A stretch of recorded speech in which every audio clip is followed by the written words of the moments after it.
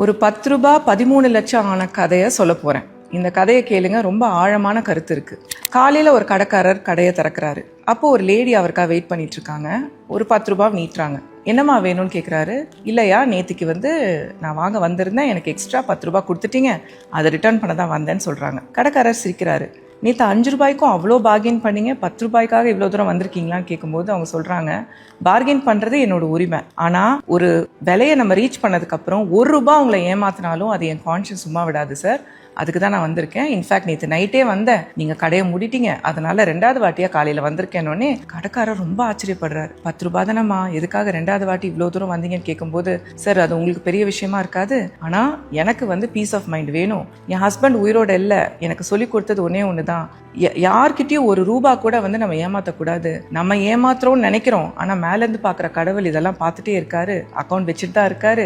இன்னைக்கு நம்ம தப்பு பண்ணால் நாளைக்கு நம்ம குழந்தைங்களுக்கு அது பாதிக்கும் அப்படின்னு சொல்லிட்டு போயிட்டு வரேன்னு சொல்லிட்டு கிளம்பிடுறாங்க. இந்த கடைக்காரர் பார்த்துட்டே இருக்காரு. உடனே என்ன பண்றாரு, கல்லாப்பட்டியிலேருந்து ஒரு 300 ருபீஸ் எடுத்துட்டு மார்க்கெட்டுக்கு போறாரு. அங்கே நேராக ஒரு கடைக்கு போயிட்டு, பிரகாஷ் இந்தாப்பா உன் 300, நேற்று நிறைய உனக்கு நான் சார்ஜ் பண்ணிட்டேன், எனக்கு அது கான்ஷியஸ் ஏதோ குத்திட்டே இருந்துச்சு, நான் ரிட்டர்ன் பண்ண வந்தேன் அப்படின்னு கொடுத்துட்றாரு. பிரகாஷ் சிரிக்கிறாரு.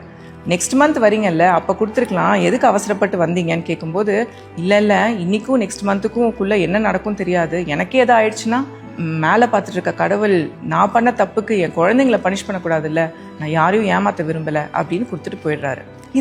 இந்த கடைக்காரர் போன உடனே பிரகாஷுக்கு ஒரே ஷாக்கு, ரொம்ப டிஸ்டர்ப்டாக உட்காந்துருக்காரு. ஏன் 2 நாள் நைட்டு தூங்க கூட இல்லை.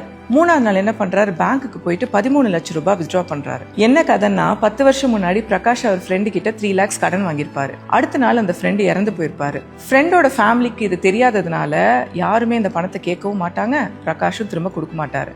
ஃப்ரெண்டோட வைஃப் ஒரு மெய்டா வேலை பார்த்து தான் குழந்தைங்களை ரொம்ப கஷ்டப்பட்டு வளர்த்துட்டு வருவாங்க. அப்ப கூட பிரகாஷ் இதை பத்தி வாயை திறக்க மாட்டார். நேரா ஃப்ரெண்டு வைஃபுக்கு போயிட்டு காலில் விழுந்து நடந்ததெல்லாம் சொல்லி மன்னிப்பு கேட்பாரு. ஃப்ரெண்டோட வைஃபுக்கு ஒரே ஆச்சரியம். ஒரு ரூபாவும் அந்த அம்மாவுக்கு ரொம்ப கஷ்டப்பட்டு உழைச்சி சம்பாதிக்கிறாங்க. இந்த 13 லட்சங்கிறது ரொம்ப பெரிய டீல் அவங்களுக்கு. அவரை பிளஸ் பண்ணி அந்த ரூபாயை வாங்கி வச்சுக்கிறாங்க. இந்த லேடி யார் தெரியுமா? ஃபர்ஸ்ட் சீன்ல ஷாப்கீப்பருக்கு 10 ரூபாய் ரிட்டர்ன் பண்றதுக்காக 2 வாட்டி நடந்து போய் கொடுத்தாங்கல்ல, அந்த லேடி தான் இந்த லேடி.